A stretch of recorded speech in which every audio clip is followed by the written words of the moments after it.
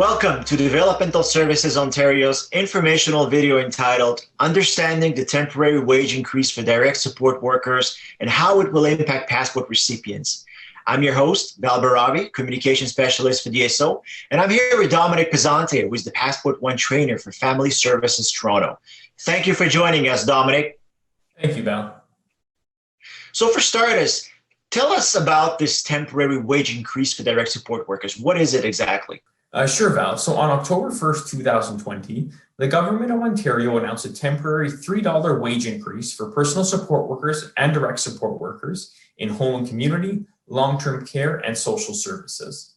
The wage increase is in response to the COVID-19 pandemic and will help the passport funding recipients in this case both attract and maintain or retain their support workers. So what does this mean for passport funding recipients? So passport funding recipients can submit invoices for the wage increase by using the purchase of service invoice form beginning on January 18th, 2021. Because the wage increase went into effect on October 1st, 2020, recipients can also submit for the wage increase retroactively. Will there be an increase to the passport funding recipients' budget to cover the wage increase?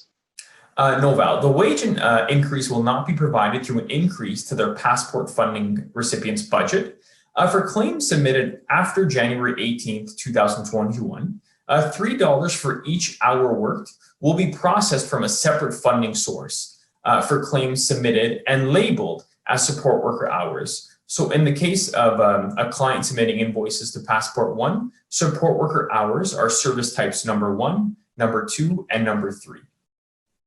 Can you give us a few examples of how the wage increase will be provided to recipients? Absolutely. So in the first example, a recipient submits a claim for a service period of January 1st to 31st, 2021. And let's say this claim is for $25 per hour and 30 hours worked for the month. So that total invoice is $750.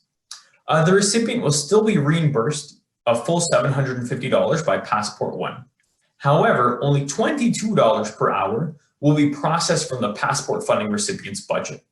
The extra $3 an hour will be reimbursed from a separate funding source. So on this $750 claim, for example, $660 will be subtracted from the passport funding recipient's budget, and $90 will be processed from a separate wage increase budget.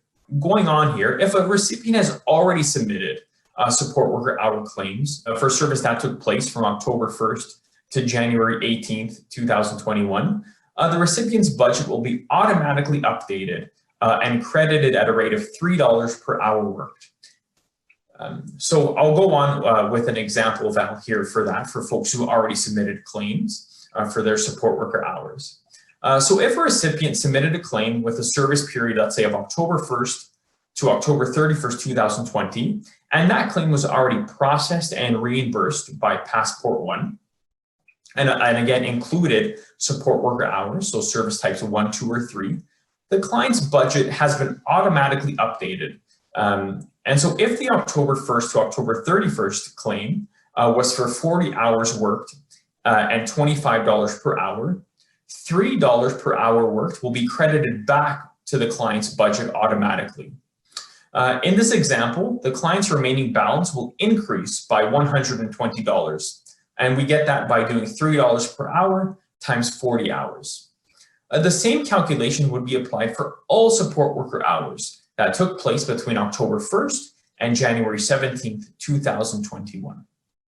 Now, what if the recipient has already submitted a claim, but not for the wage increase?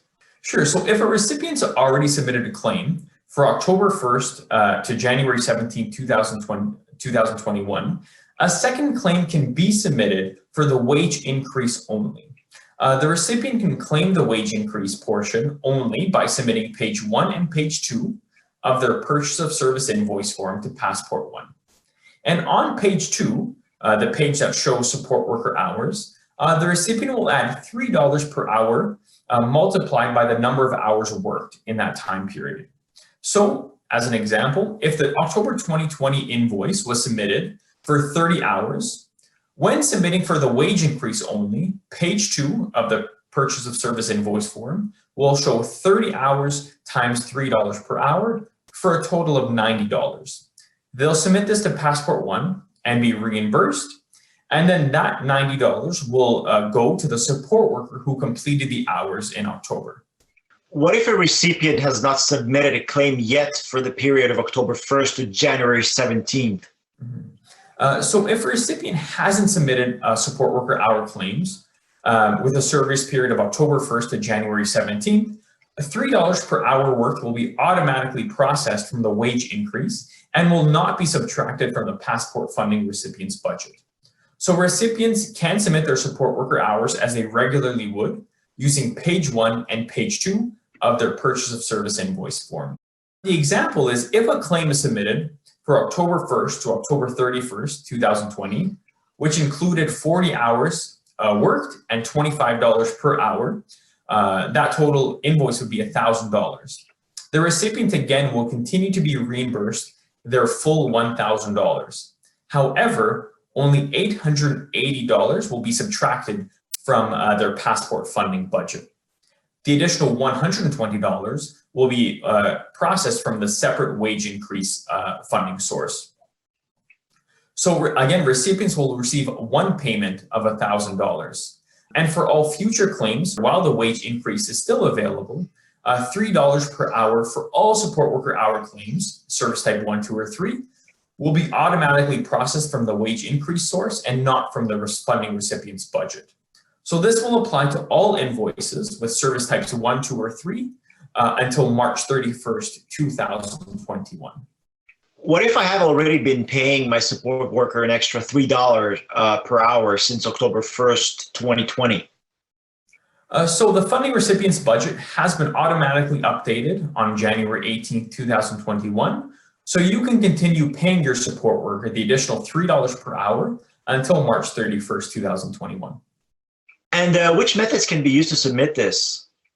So all methods that folks use to submit their invoices to Passport One can still be used. So that includes email, fax, mailing in your submission, e-claim, and My Direct Plan. All of those methods will work well. Thank you, Dominic. For complete information about the temporary wage increase for direct support workers or any updates regarding Passport, please visit dsontario.ca. Once there, click on the Passport Program section and then click on Important Information for Passport Recipients. Thank you for watching.